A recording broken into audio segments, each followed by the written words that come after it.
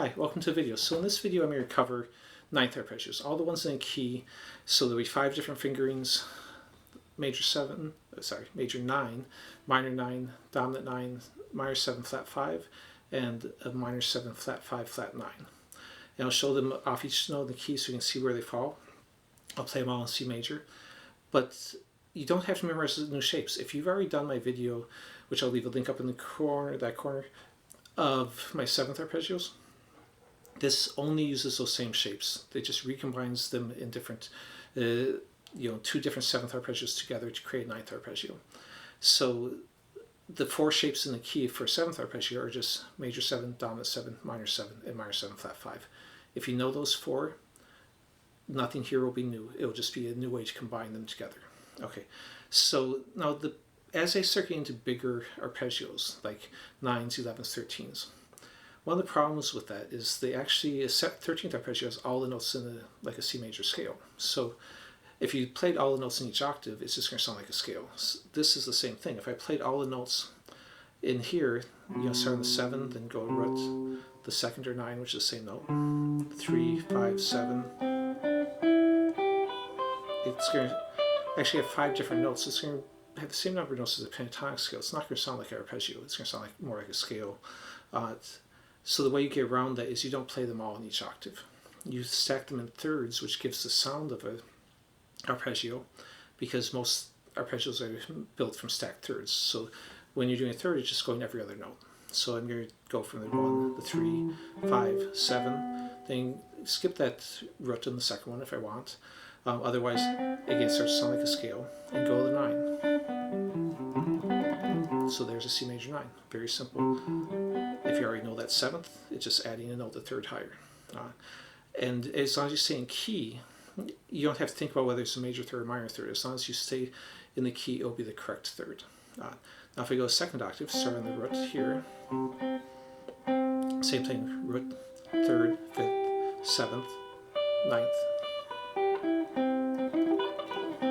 Now, if you notice that, maybe you recognize this shape. That's just coming from an E minor 7 arpeggio. So again, if you know those arpeggios, then if I combine an E minor 7 with a C major 7,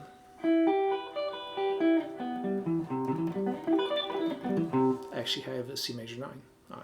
If you look in this octave, the same thing. Maybe there's an E minor 7.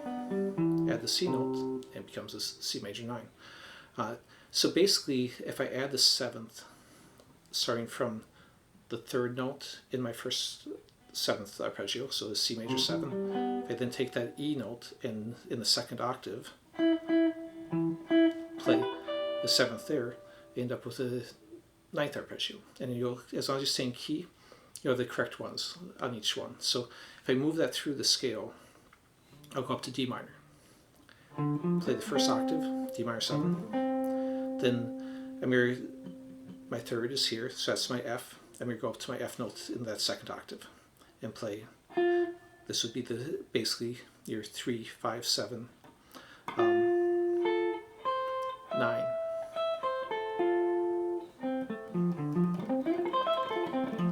And there's my D minor 9.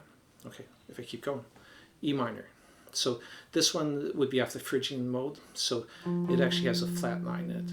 But again, as long as you stay in key, you'll have the correct arpeggio. You don't even have to think about, is it a minor 9 or flat 9? So again, I play a minor 7.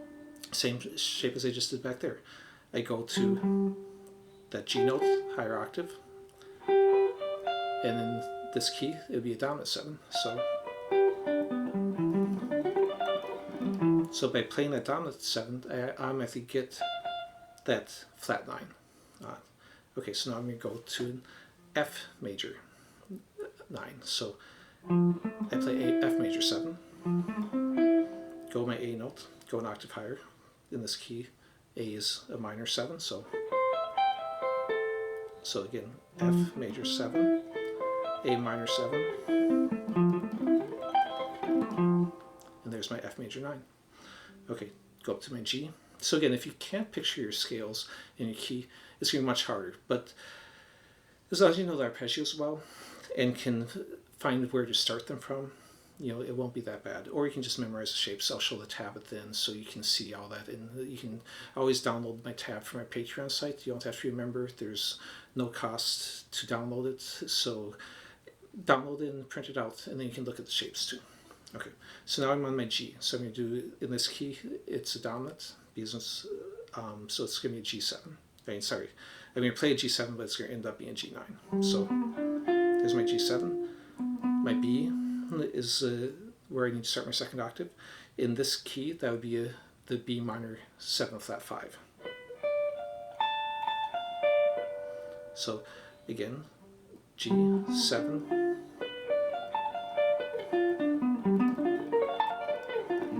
Oops, messed that. Let me do it again. There's my G9. And then I'm going to go up to A.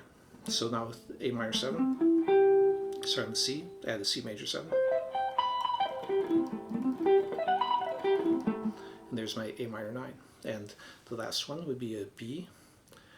And this is going to end up being a B minor 7 flat 5 flat 9.